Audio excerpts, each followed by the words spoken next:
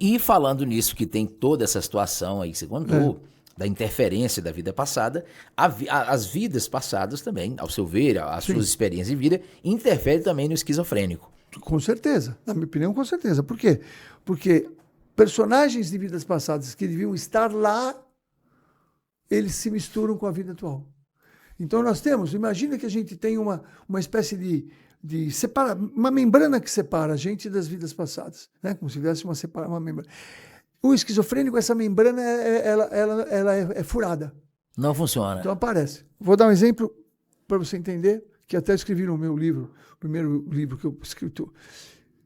Chega uma paciente para mim, isso, não, 2004, 2005. Não, desculpa, 94, 95. Falou, Rubens, é o seguinte, eu jovem, profissional na área de saúde, olha, eu fui para a França passear, eu e um amigo. A gente ia passar lá uns 30 dias, na Europa. Fomos na França e chegamos numa cidade chamada Nice, na França. Quando cheguei lá, eu olhei aquilo e me deu um pânico, um desespero. Eu falei, vão me matar. Meu amigo olhou para mim e falou, como vão te matar? Não, que vão me matar nessa cidade. Entrei em pânico. Corremos para o hotel.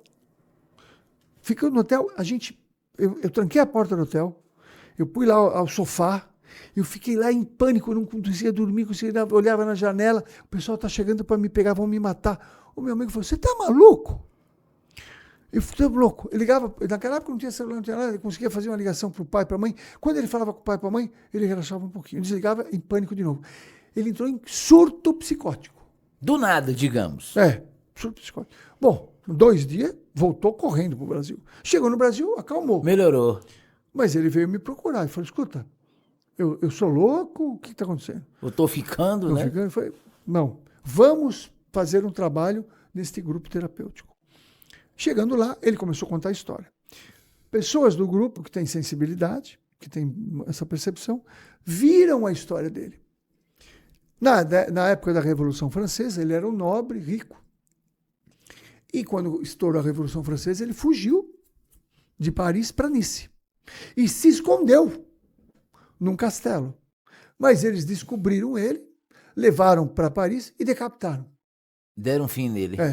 Então, a história que ele tinha. Quando ele chegou no momento da vida atual, é como se tivesse feito a gente chama de gatilho. Despertou o francês da outra vida. Que foi morto, de verdade. Coisa, cara. E misturou com a vida atual. E não adiantava falar para ele, acorda. Não, porque a força que veio do trauma... Ele ficou convicto, né? Não, ele sentiu tudo. E aí, o que a gente fez? A gente limpou isso aí. Né? Dá para limpar. Na época, eu tinha um trabalho de rádio, na Rádio Boa Nova. A Rádio Boa Nova é uma rádio espírita aqui em São Paulo. Eu tive muitos anos lá. E eu fazia um trabalho junto com um médium, que tinha todas as mediunidades. E contei o caso para ele. E ele começou, a mediunidade, ele tinha uma mentora, que inclusive era uma freira, Maria Angélica, Dr. Reinaldo Leite, você vai achar ele no YouTube. Ele já está na parte espiritual, mas é uma pessoa fantástica. Fiquei 10 anos com ele, aprendi muito. A mentora veio e falou, então, o que vocês viram é correto. Só que vocês perderam um detalhe, ela falou, através dele. O hotel que ele se hospedou foi o castelo que ele se escondeu. Puxa, tá tudo conectado? Tudo.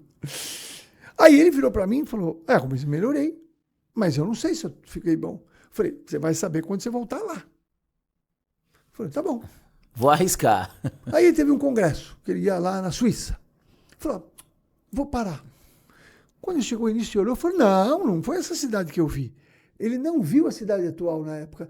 Quando ele chegou lá, ele incorporou, entre aspas, ou excorporou, assumiu, e ele viu a cidade como era em 1800 alguma coisa. Você tá brincando. Tudo, via tudo. Então ele teve ali um surto esquizofrênico. Tá, vamos lá. Bom, até aí tudo bem, eu concordo com você, entendeu? Vejo que tem todo fundamento, total, mas a pergunta é, e qual o percentual de casos de esquizofrenia ou de esquizofrênico que não tem relação com vidas passadas? Qual o percentual, ao seu ver? Eu não sou psiquiatra, Sim, né? sim. Eu não tenho essa experiência, mas na minha opinião, no mínimo, se eu pudesse dar uma opinião intuitiva, no mínimo 70%. 70% Seria é espiritual. Espiritual, no mínimo, no mínimo. Tá? Eu entendo que você pode até ter algumas outras questões orgânicas, Fisiológicas neurológicas também, e tal. né?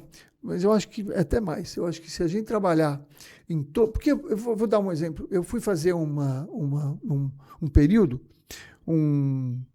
Eu passei um período no setor de eletroconvulsoterapia, que é o choque do Hospital das Clínicas. Fui fazer um estágio lá. E eu fiquei lá, no estágio. Eles pegavam as pessoas que tinham quadros esquizofrênicos, depressivos graves, que não melhoravam. E colocavam lá numa situação e davam um choque na pessoa. E a pessoa melhorava, né? E eu, depois que eu vi 10 aplicações, é tudo igual. Eu falei, eu vou ficar vendo a aplicação, não tem. Eu comecei a conversar com as pessoas que estavam lá, os pacientes que ficavam aguardando. Na época, 90% do que eles falavam para mim era espiritual.